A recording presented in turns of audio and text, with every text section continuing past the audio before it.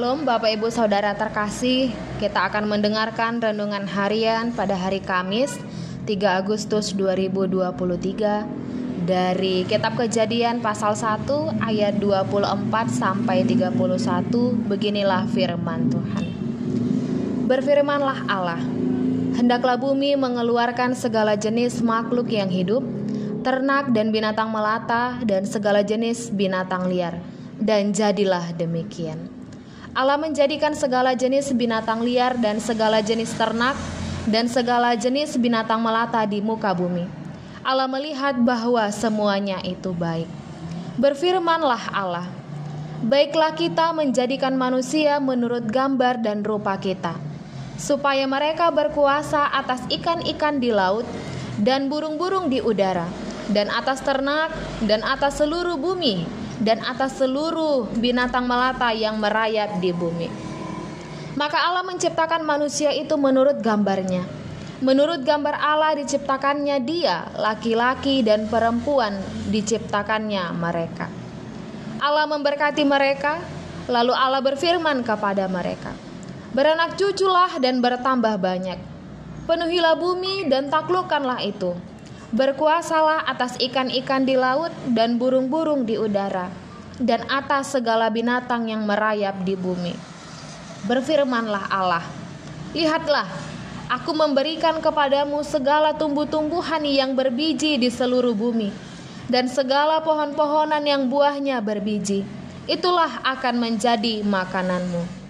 Tetapi kepada segala binatang di bumi dan segala burung di udara, dan segala yang merayap di bumi yang bernyawa, kuberikan segala tumbuh-tumbuhan hijau menjadi makanannya. Dan jadilah demikian. Maka Allah melihat segala yang dijadikannya itu sungguh amat baik.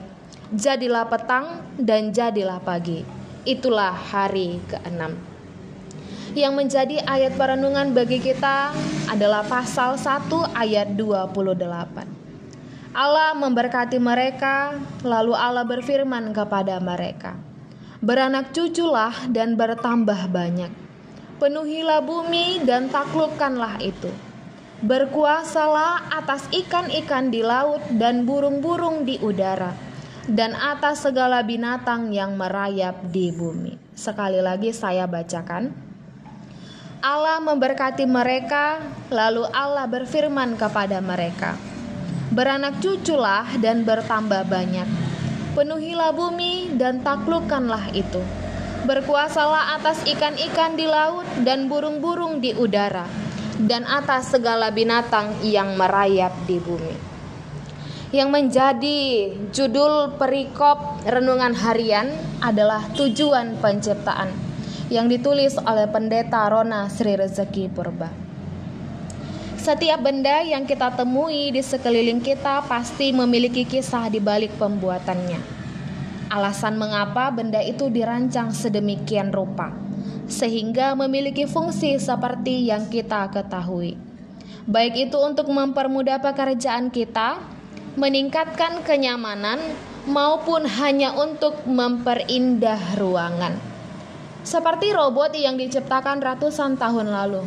Ketika para ilmuwan di Alexandria membuat mesin mirip manusia untuk keperluan keagamaan. Dalam perkembangannya, robot paling banyak dibuat untuk mempermudah pekerjaan manusia. Saat menciptakan manusia, Tuhan memiliki tujuan yang bukan biasa saja, tetapi tujuan yang besar untuk menjaga dan memelihara bumi ciptaannya. Untuk memenuhi tujuan itu, Tuhan Allah telah menciptakan manusia menurut gambar dan rupanya. Kejadian pasal 1 ayat 28 merupakan berkat sekaligus perintah dari Allah. Bersamaan dengan ayat-ayat lain yang melingkupinya dalam Kejadian pasal 1, ayat ini menjelaskan tujuan manusia diciptakan dan kewajiban manusia oleh karena tujuan tersebut. Tujuan pertama dari penciptaan manusia adalah supaya bertambah banyak. Kata beranak cuculah dan bertambah banyak memiliki dua pengertian. Yang pertama reproduksi fisik, yaitu melahirkan anak sehingga lewat kelahiran anak itu akan memperbanyak gambar dan rupa Allah. Yang kedua, reproduksi non-fisik, yaitu menghadirkan karakter Allah dalam diri manusia sehingga orang di sekitarnya bisa merasakan kehadiran Allah. Hal itu mengartikan bahwa kemuliaan Tuhan tergambar, tersirat, dan tersurat pada semua ciptaan Tuhan.